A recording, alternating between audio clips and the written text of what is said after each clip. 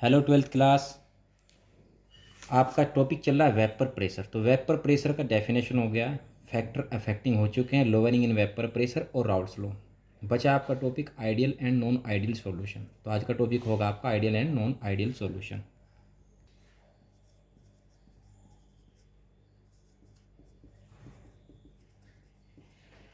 देखो, ideal solution वे solution होते हैं जो हर कंडीशन में, टेम्परेचर की या कंसंट्रेशन की, हर एक कंडीशन में राउल्ट्स लॉ को पूरा पूरा फॉलो करते हैं। राउल्ट्स लॉ क्या था?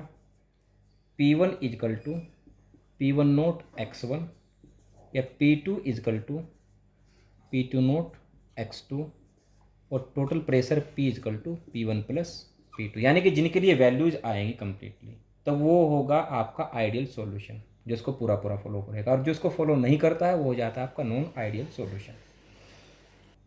अच्छा, आइडियल सॉल्यूशन बनते कैसे हैं भाई? मान लीजिए हम ए और बी से को मिलाकर के दो कंपोनेंट से कोई सॉल्यूशन बना रहे हैं।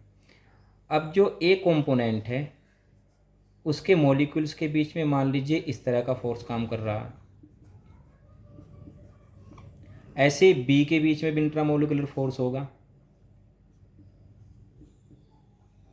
जब ए और ए के बीच का फोर्स और बी के बीच का फोर्स लगभग सेम होगा, तब जाकर के बनेगा आपका आइडियल सॉल्यूशन। और जो सॉल्यूशन बनेगा यानी कि ए बी, तब फोर्स किसके बीच में होगा? A B, A B, A B, इस तरह से फोर्स बन जाएगा। तो ए और ए के बीच का फोर्स, बी और बी के बीच का फोर्स, तब ए और बी, बी और ए, इनके बीच का फोर्स अगर सेम है तो बनता है आपका आइडियल सॉल्यूशन। और अगर ऐसा नहीं है तब आपका आइडियल सॉल्यूशन नहीं, तब होगा आपका नॉन आइडियल सॉल्यूशन। अच्छा, आइडियल सॉल्यूशन के लिए वॉल्यूम में कोई चेंज नहीं होता। मान लीजिए हमने इसका 1 लीटर लिया था और जो दूसरा कंपोनेंट है उसका भी हमने 1 लीटर लिया था, तो दोनों को मिला करके हमेशा 2 लीटर बनेगा, क्योंकि P इजकल टू है P1 प्लस P2, यानी कि दोनों का सम होना है। जो प्रेशर है वॉल्यूम भी वैसे रहेगा, यानी कि आपका delta V equal to 0। Volume में कोई भी चेंज नहीं आएगा। 1 और 1 लीटर को मिलाकर के हमेशा 2 लीटर ही बनेगा। और अगर 2 से ज़्यादा या 2 से कम बनता है तब आपका नॉन आइडियल सॉल्यूशन होता है। ऐसे ही इसमें एंथैल्पी चेंज भी नहीं होगा, यानी कि ना तो एनर्जी का लॉस होगा ना एनर्जी गेन होगी, यानी कि डेल्टा एच इजिकल टू 0। तो आइडियल सॉल्यूशन के लिए डेल्टा वी और डेल्टा एच दोनों ही 0 होते हैं, कोई चेंज इसमें नहीं होता। अगर चेंज हो रहा है तब आपका सॉल्यूशन आइडियल नहीं है। जैसे मान लीजिए हमने कंसनट्रेटेड सल्फ्यूरिक एसिड लिया, और ये आप सब जानते ही होंगे कि जब भी सल्फ्यूरिक एसिड वाटर में मिक्स किया जाता है तो हमेशा उसमें से एनर्जी निकलती है, हीट निकलती है हीट की फॉर्म में। रिएक्शन कौन सी हो जाती है? एक्सोथर्मिक। तो जब भी कोई एक्सोथर्मिक रिएक्शन होती है सॉल्यूशन को बनाने के बाद, या एंडोथर्मिक होती है, तो वो आइडियल सॉल्यूशन नहीं होता। यानी कि दोनों कंपोनेंट को मिक्स करने पर कोई भी एनर्जी न तो उसमें से जानी चाहिए, न रिलीज होनी चाहिए, और न उसको एनर्जी गेन करना चाहिए। यानी कि रिएक्शन न तो एंडोथर्मिक हो और न एक्सोथर्मिक हो। ये शर्त होती है आइडियल सॉल्यूशन की। हालांकि कंप्लीटली कोई भी सॉल्यूशन आइडियल नहीं होता।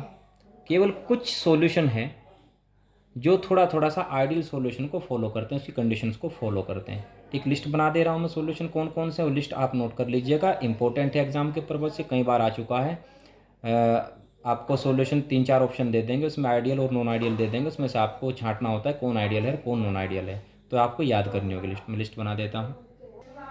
बेंजीन और टालुइन दोनों को मिला करके सॉल्यूशन बनाए तो आपका आइडियल सॉल्यूशन बनता है। ऐसे ही कार्बन टेट्राक्लोराइड और सिलिकॉन टेट्राक्लोराइड, इनसे भी आइडियल सॉल्यूशन बनेगा।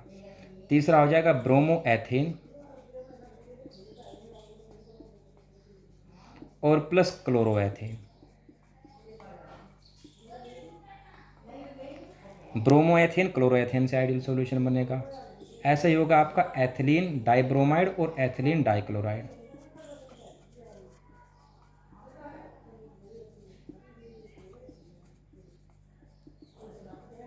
और प्लस हो जाएगा एथिलीन डाइक्लोराइड।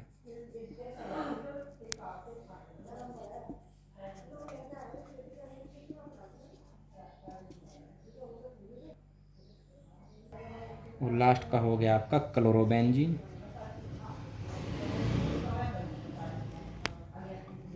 और प्लस ब्रोमोबेंजीन।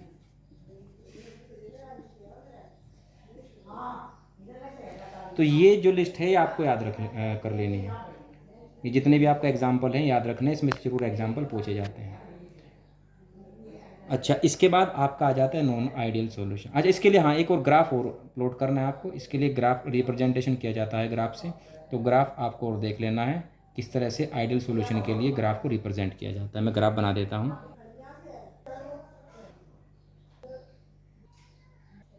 तो ये ग्राफ प्लॉट किया जाता है आइडियल सॉल्यूशन के लिए।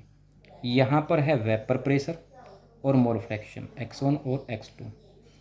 ये वाली लाइन आपके आएगी टोटल प्रेशर के लिए P equal to P1 plus P2।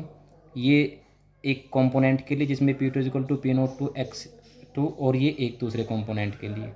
अगर किसी भी सॉल्यूशन का ग्राफ इससे ऊपर आता है या फिर नीचे आता है तब वो आइडियल सॉल्यूशन के बजाय नॉन आइडियल सॉल्यूशन हो जाता है, यानी कि डेविएट होता है वो आइडियल सॉल्यूशन से। अगर ऊपर आता है तो पॉजिटिव डेविएशन होता है और नीचे आता है तो नेगेटिव डेविएशन होता है। तो नेक्स्ट वीडियोज़ में हम पढ़ेंगे कि कौन कौन से सॉल्यूशन है जो पॉजिटिव या नेगेटिव डेविएशन शो करते हैं आइडियल सॉल्यूशन से।